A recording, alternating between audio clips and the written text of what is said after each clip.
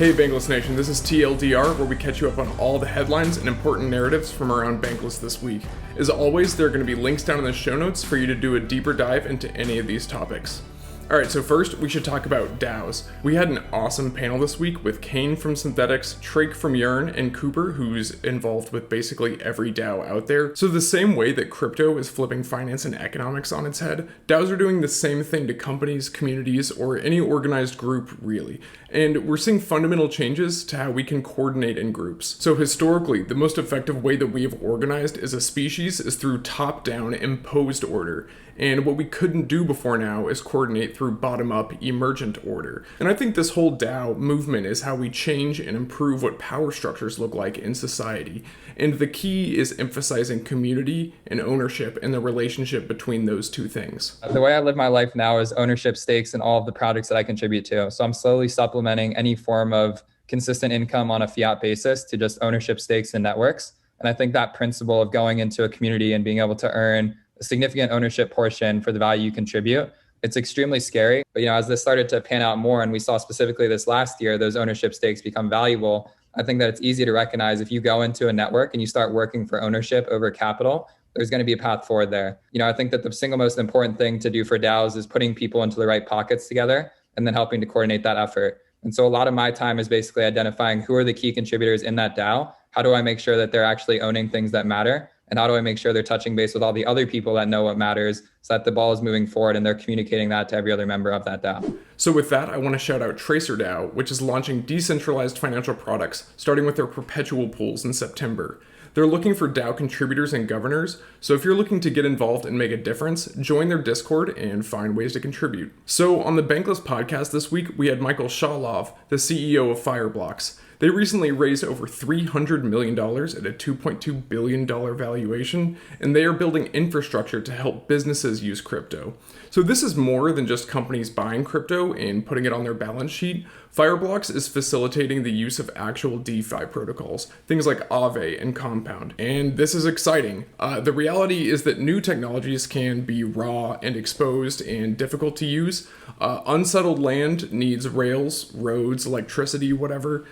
And infrastructure improves an ecosystem and makes adoption way easier. I'm actually looking forward for the world where my clients are not necessarily only Wells Fargo or JP Morgan, but my clients are Airbnb and Uber and Booking.com and Spotify and all those guys that are internet companies. There is unbanking for the retail, but there is also unbanking for the businesses. And speaking of infrastructure, the US infrastructure bill remains an important topic for us. Jake Chervinsky has been a key voice for crypto regulation, and he came on the State of the Nation this week to talk about where we are with all of this. And there's definitely good and bad here.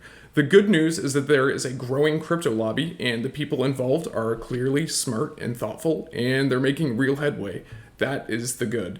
The bad is that this bill passed through the Senate without the amendments we wanted, and it's increasingly clear that this is not going to be an easy fight for the crypto industry. The key thing to note here is that this is by no means the end of the fight. It's the beginning, for both the bill specifically and regulation as a whole.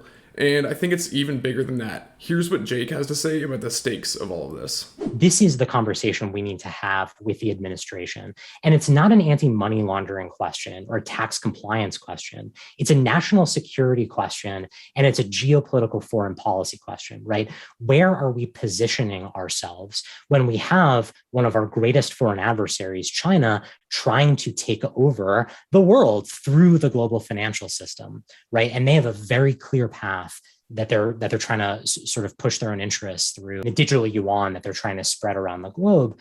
We need to have a policy to address that concern. And I think that is really where we're going to make progress in DC, is talking to those folks who understand the more important US interests at stake, more so than, is there someone who traded on Uniswap who we can't identify, who sold Matic at a 10x and isn't paying their taxes, right? I think that's the conversation we have to start having. I wanted to clip out this entire episode, so you should probably just go watch it. And we'll be continuing this conversation with Ryan Selkis of Masari on the next Bankless podcast, so definitely check that out too. Next up is NFTs. OpenSea is still doing crazy amounts of volume, and while trying to wrap my head around this whole JPEG frenzy, my gut reaction is honestly, this is dumb.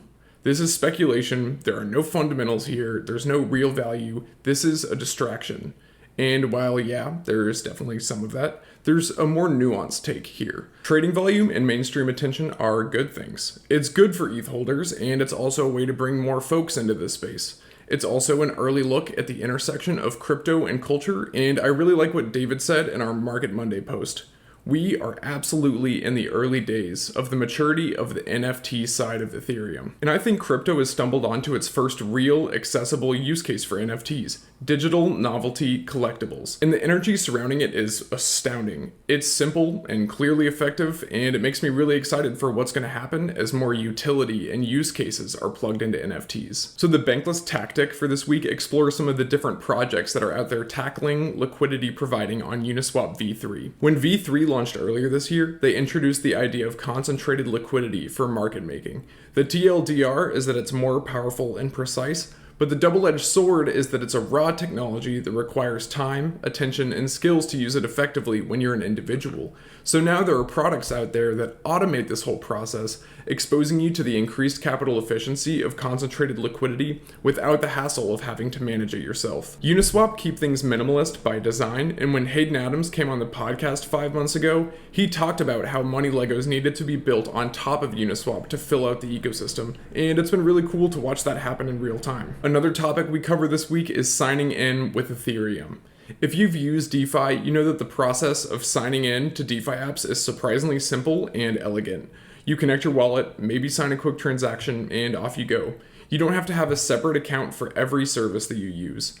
Although Web 2 is getting better with this, things like signing with Facebook or Google, your accounts are still controlled by the service provider. We like it when the power of tech giants is reduced, and I think removing God mode over your accounts is a big piece of that. This is an unintentional value proposition of Web 3, but I think it's a reflection of a more general principle that crypto is really good at putting the power back into the hands of users, as well as creating the design space for an overall better user experience. Something we've discussed a lot on Bankless is how fundamental analysis works for DeFi protocols. You don't need speculation or macro takes to develop a thesis for a particular token.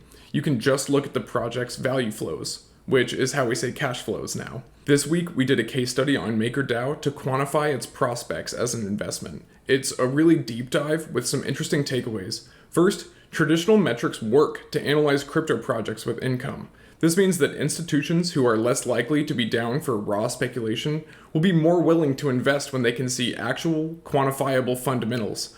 The other takeaway is that these traditional metrics are just the tip of the iceberg, and there's a world of innovation in financial theory ready to be explored. So that about covers the major points of Bankless content this week, but here's a final thought. So the current state of the internet is a world of endless choices, and the future of the internet will give users even more freedoms to do, watch, ape, and spend time doing whatever they want.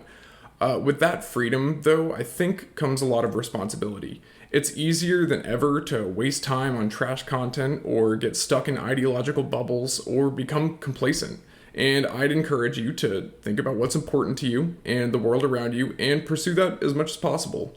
So with that, none of this was financial advice. ETH is risky, DeFi is risky, we're headed west, it's the frontier, it's not for everyone, but we're glad you're with us on the Bankless journey. And I also wanted to quickly shout out our sponsors, ARBITRUM, MATCHA, Ledger, and Uniswap. It's really cool to be able to sponsor things that we like and use ourselves, and of course this wouldn't be possible without them. So thanks a lot, and see you next time. Hey, we hope you enjoyed the video. If you did, head over to Bankless HQ right now to develop your crypto investing skills and learn how to free yourself from banks and gain your financial independence. We recommend joining our daily newsletter, podcast, and community as a Bankless Premium subscriber to get the most out of your Bankless experience. You'll get access to our market analysis, our alpha leaks, and exclusive content, and even the Bankless token for airdrops, raffles, and unlocks. If you're interested in crypto, the Bankless community is where you want to be. Click the link in the description to become a Bankless Premium subscriber today. Also, don't forget to subscribe to the channel for in-depth interviews with industry leaders, Ask Me Anythings, and weekly roll-ups where we summarize the week in crypto and other fantastic content. Thanks everyone for watching and being on the journey as we build out the Bankless Nation.